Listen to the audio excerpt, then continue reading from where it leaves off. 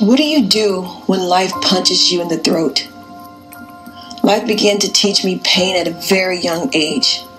By the time I was 10 years old, I wanted to commit suicide.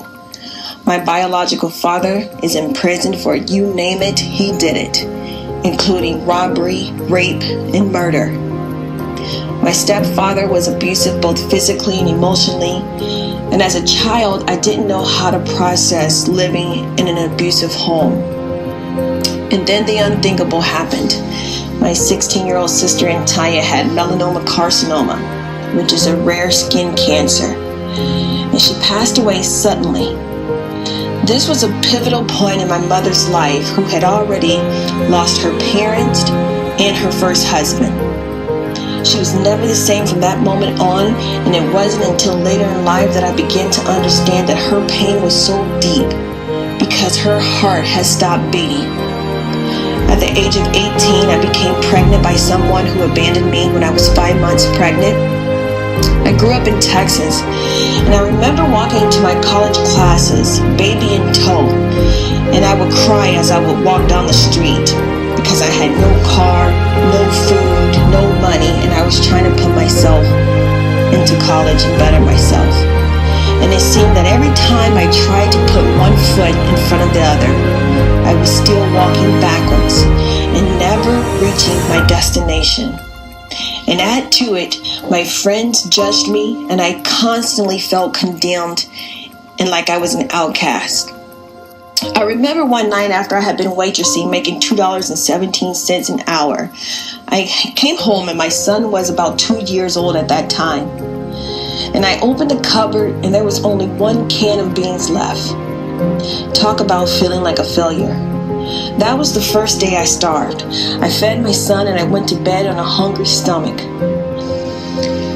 I later moved to Ames, Iowa, and I lived with my 24-year-old sister Michelle and her 26-year-old fiance Roosevelt, along with their 5-year-old daughter, my niece Alexandra. And unbeknownst to me, life was about to punch me once again. I had decided to spend the night at my twin sister's house, and my sister Michelle and Roosevelt had went out for the night. They came back home and they started something on the stove. They ended up falling asleep and it started a fire in their apartment and killed both of them. Roosevelt was found in the bed and Michelle was found on the floor close to the door, and the firefighters thought that maybe she was trying to get out. At the funeral, I had never seen my mom that distraught. It seemed like her world was no longer her world. I later moved to Minneapolis, Minnesota, where I met my husband, Nicholas, the father of my 4 children. He was the kindest, most beautiful human being I had ever met. He had HCM, which stands for hypertrophic cardiomyopathy, a heart condition that he was born with. On Friday, November 16, 2012, my life changed. I usually would wake my husband Nicholas up at 7 o'clock to get ready for work, but the night before he hadn't been feeling well, so he slept on the living room couch. So as normal, 7 o'clock came, and I just wanted him to rest easy and not wake him up so abruptly, so I gave him about 10 minutes before I woke him up. I heard 3 loud moans from the living room to the bedroom that sounded at the time like he was stretching and yawning. I went into the living room and I tried to wake my husband up, and I said, "Nick, it's time to wake up." I said, "Nick, again, it's time to wake up, honey." I reached over to wake him up, and my husband fell over on the couch. I began to scream so loudly, "Nick, Nick, no, don't die." My kids were getting up for school, and they came running downstairs, and I was yelling at my oldest son to put them back in their rooms. And as I called 911 on one phone and tried to call his mom on the second phone, the operator was telling me how to do CPR, and I knew I had to do it hard enough to probably break his ribs, but I was so afraid of hurting him. It seemed like in that moment I forgot how to do absolutely everything. That moment shattered my life. I lost the father of my 4 children, the love of my life, and he was gone at the age of 37. I had to go to my children's school and pick them up and tell them that their father was not coming home. I took them home, went downstairs, and I told them that their father had went to be with Jesus. And I remember my youngest son looking up at me, and he was 5 at that time. And he started to cry. And he said, "Mom, can't Daddy Ned come down from heaven just to say goodbye and go right back up?" And in that moment, I fell to my knees. And I said to him, "No, sweetheart, he cannot come back down to say goodbye and go back up."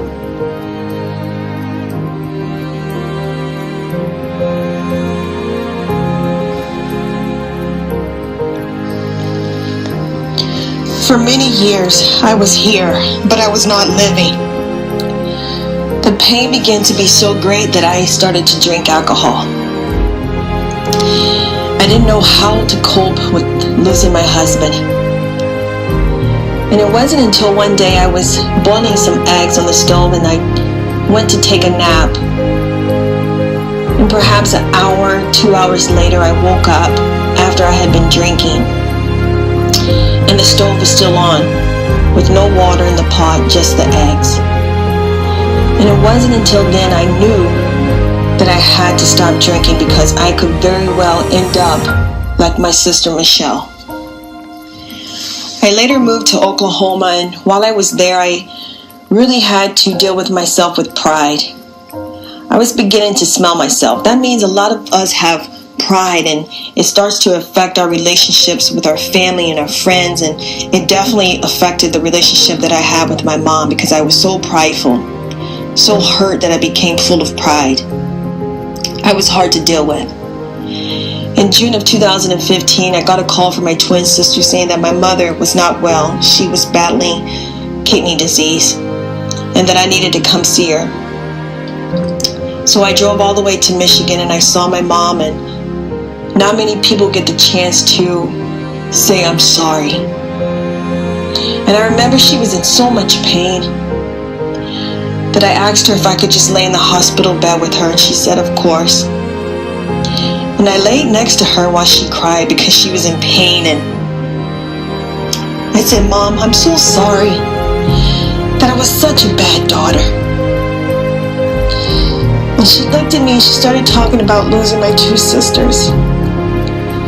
And she said, "You're not a bad daughter. We all go through life. The best way that we know how, we ask God to help us." And that's a moment that no one will ever be able to take away from me. I soon got a call that my mother had passed away at the age of 65 years old. And once again, life punched me with regret, guilt, and shame. I ended up going back home to Michigan and seeing my stepfather, who could not live without my mother. A man that I hated as a child when I saw him so vulnerable, so frail, and so thin from having lung cancer, from smoking all of his life. My heart melted for him. And we formed a bond that I regretted not forming much sooner in life. My stepfather ended up passing away 1 year after my mother.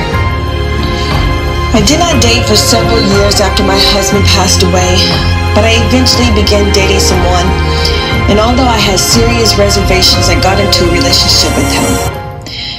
And it only lasted 7 months because he was physically abusive to me. I had no money, no home, and nowhere to go.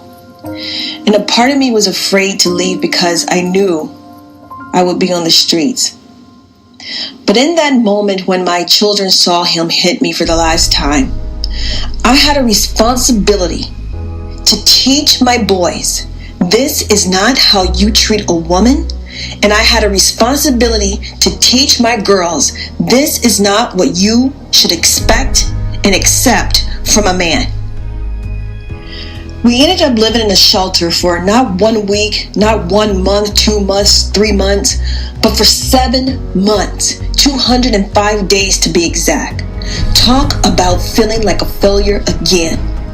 As I watched my 4 small children in this tiny 1-bedroom shelter, I would face towards the wall as I slept on this tiny cot bed, and I would cry, and I cried hard. All the pain that I had experienced to that point came to a head.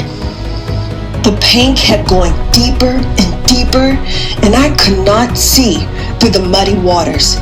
But somehow, through my faith in the Lord, something in me would not quit. It would not let me die. It would not let me crawl under a rock. It would not let me stop. And I showed up. I showed up every day. I showed up and I was present and accounted for. I showed up at my kids' schools. I showed up at their sporting events. I showed up and made them dinner. I showed up and wiped their eyes. I showed up and tucked them in. Whatever it was, I showed up. I told myself that if nothing else good comes from living in that shelter, that it would teach my children when they encounter the rough terrains of life, and when life tries to knock them out, they had a reference point. They could say, now if my mama could do it, and still show up for life, still hold her head up, still show up with grace, determination, tenacity, and with resilience, then I can overcome anything. But you have to show up. We all have to do life, but do it well. Make it count for something. Before you leave this earth, let the world know that you were here because you showed